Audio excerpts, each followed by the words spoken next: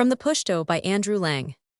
Once upon a time, there lived an old man who dwelt with his son in a small hut on the edge of the plain. He was very old and had worked very hard, and when at last he was struck down by illness, he felt that he should never rise from his bed again. So one day he bade his wife summon their son, when he came back from his journey, to the nearest town, where he had been to buy bread. "Come hither, my son," said he. "I know myself well to be dying, and I have nothing to leave you but my falcon, my cat, and my greyhound. But if you make good use of them, you will never lack food. Be good to your mother, as you have been to me, and now farewell." Then he turned his face to the wall and died.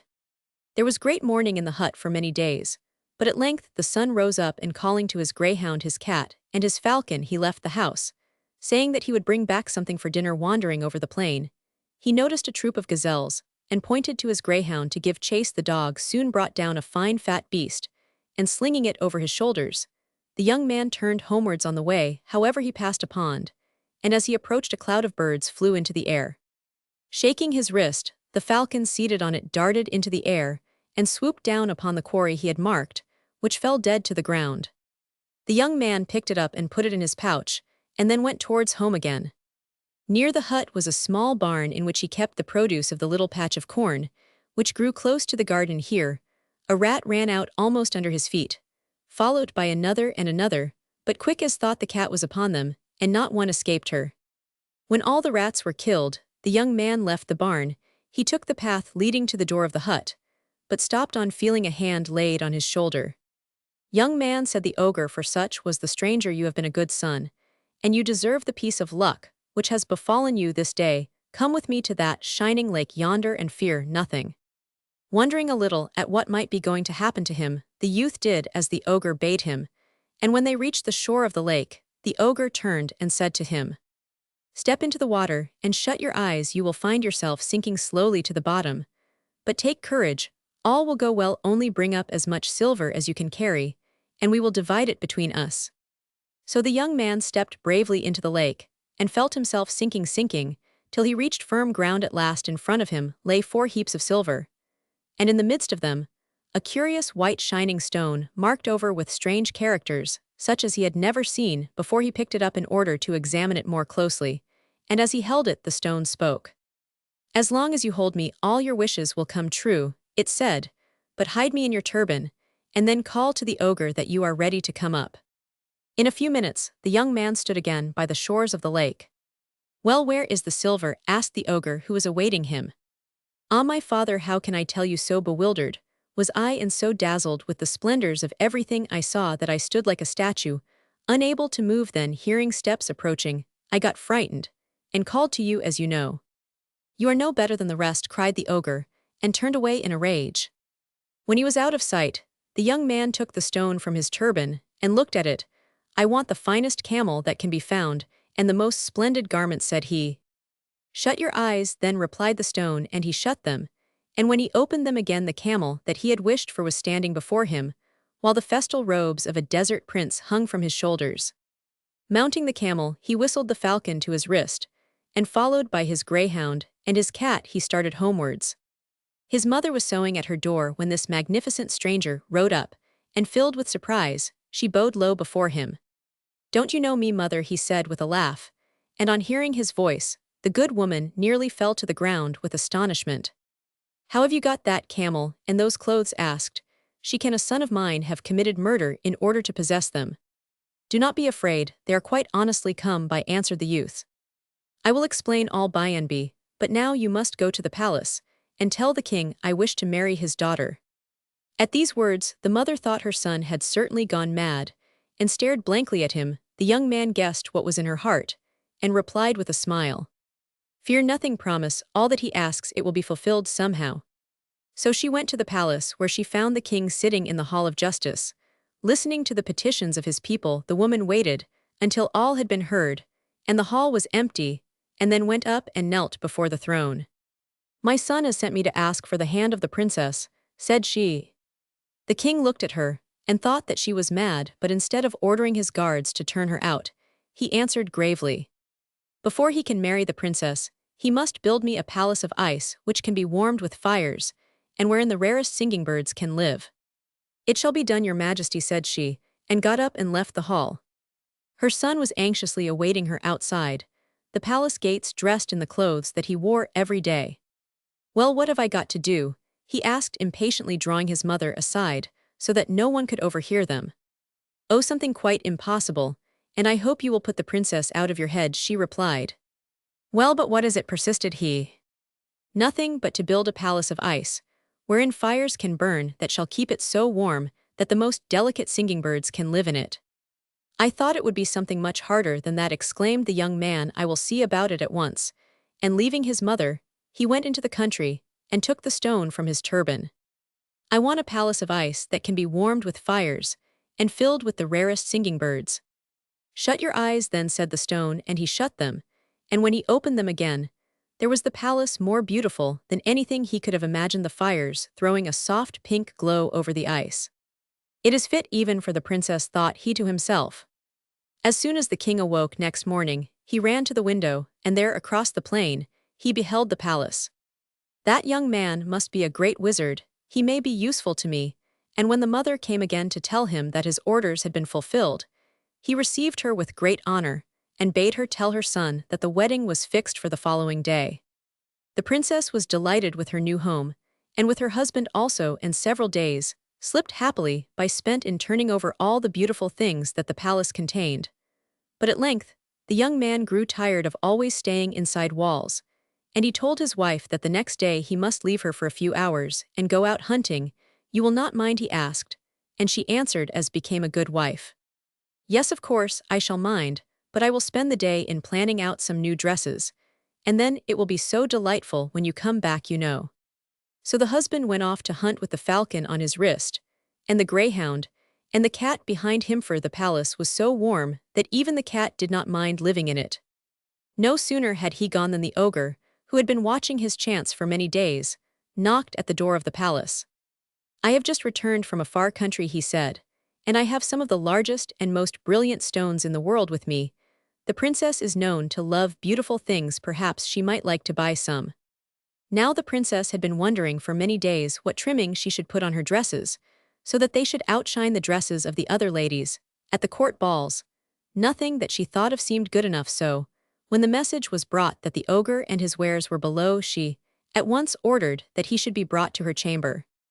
Oh, what beautiful stones he laid before her, what lovely rubies, and what rare pearls! No other lady would have jewels like those. That the princess was quite sure, but she cast down her eyes, so that the ogre might not see how much she longed for them.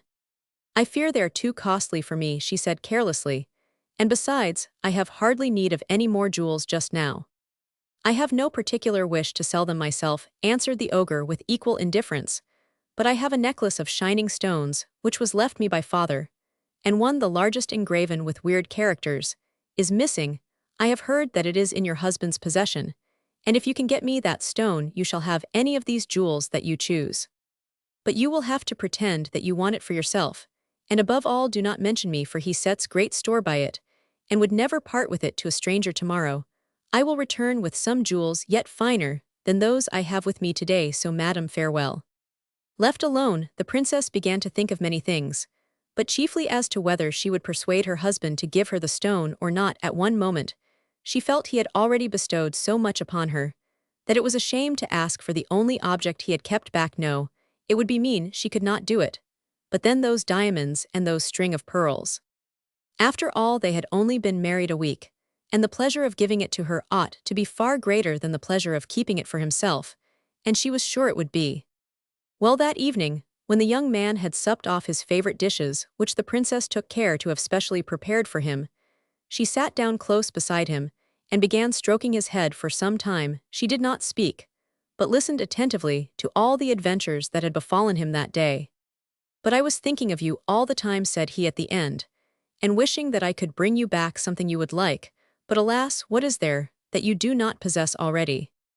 "How good of you not to forget me when you are in the midst of such dangers and hardships," answered she. "Yes, it is true, I have many beautiful things, but if you want to give me a present, and tomorrow is my birthday, there is one thing that I wish for very much."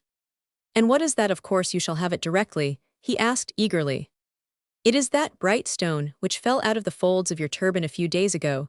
she answered, playing with his finger the little stone with all those funny marks upon it.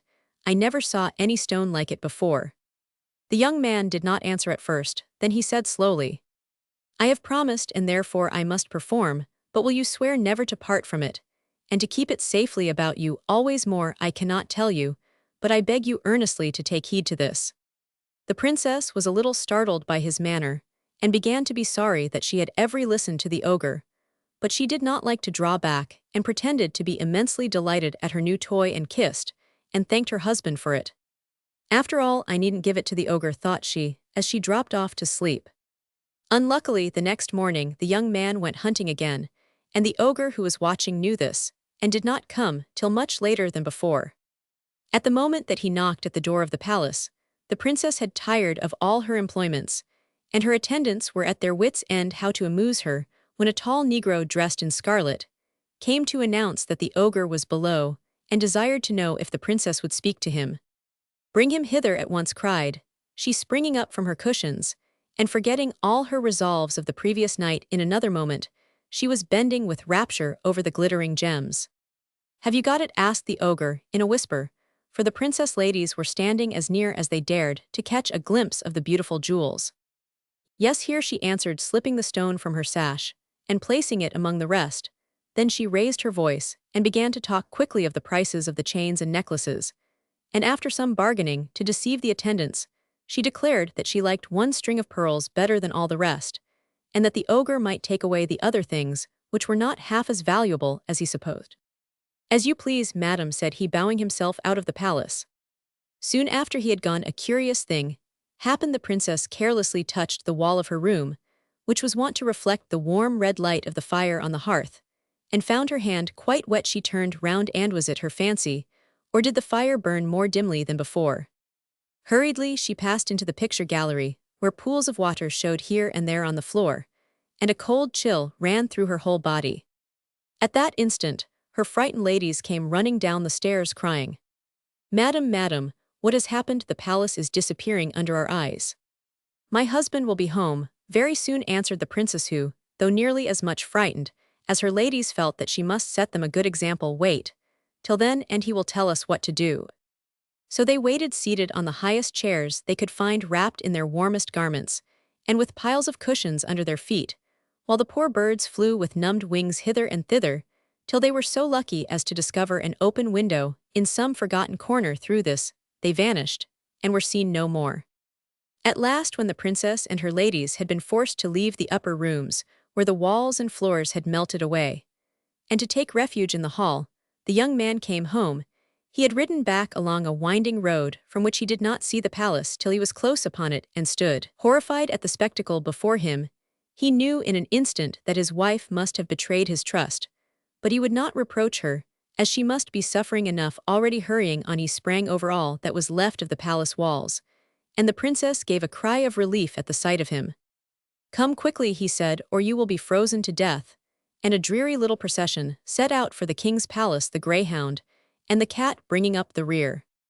At the gates he left them, though his wife besought him to allow her to enter. You have betrayed me and ruined me, he said sternly. I go to seek my fortune alone, and without another word he turned and left her. With his falcon on his wrist and his greyhound and cat behind him, the young man walked a long way, inquiring of everyone he met whether they had seen his enemy the ogre.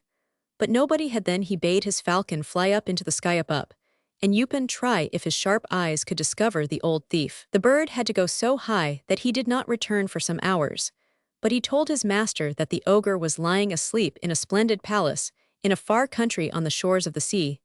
This was delightful news to the young man, who instantly bought some meat for the falcon, bidding him make a good meal. Tomorrow, said he, you will fly to the palace where the ogre lies, and while he is asleep you will search all about him for a stone on which is engraved strange signs. This you will bring to me in 3 days. I shall expect you back here. Well, I must take the cat with me, answered the bird. The sun had not yet risen before the falcon soared high into the air, the cat seated on his back with his paws tightly clasping the bird's neck. You had better shut your eyes, or you may get giddy, said the bird, and the cat, who had never before been off the ground, except to climb a tree, did as she was bid. All that day and all that night they flew, and in the morning they saw the ogre's palace lying beneath them. "Dear me," said the cat, opening her eyes for the first time, "that looks to me very like a rat city down there. Let us go down to it, they may be able to help us." So they alighted in some bushes in the heart of the rat city. The falcon remained where he was, but the cat lay down outside, the principal gate, causing terrible excitement among the rats.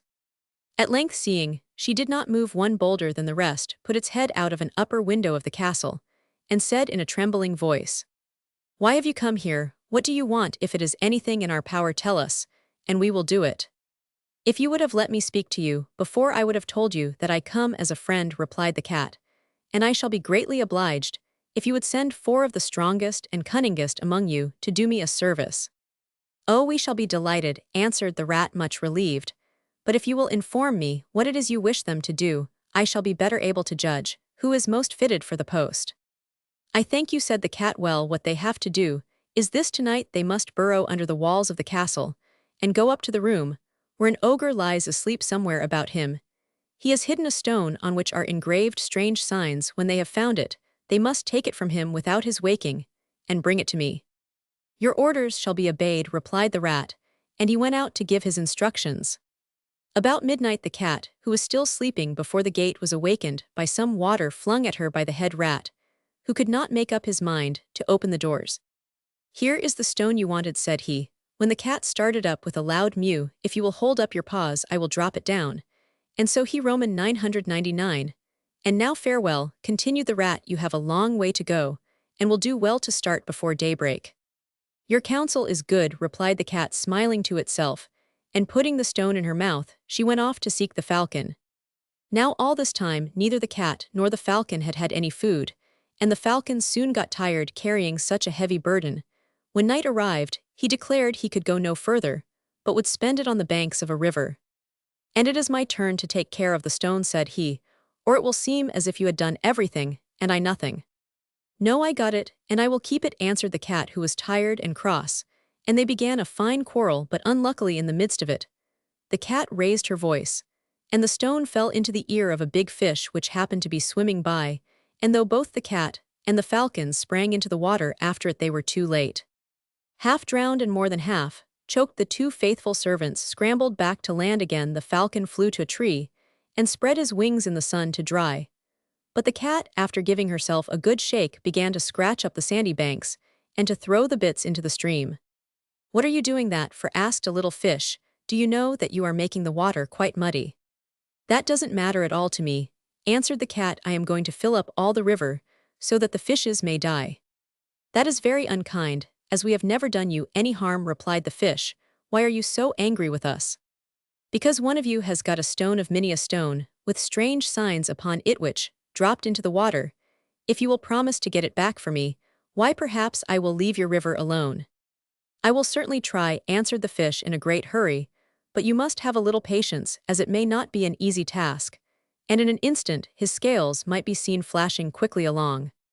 The fish swam as fast as he could to the sea, which was not far distant, and calling together all his relations who lived in the neighborhood, he told them of the terrible danger which threatened the dwellers in the river. "None of us has got it," said the fishes, shaking their heads.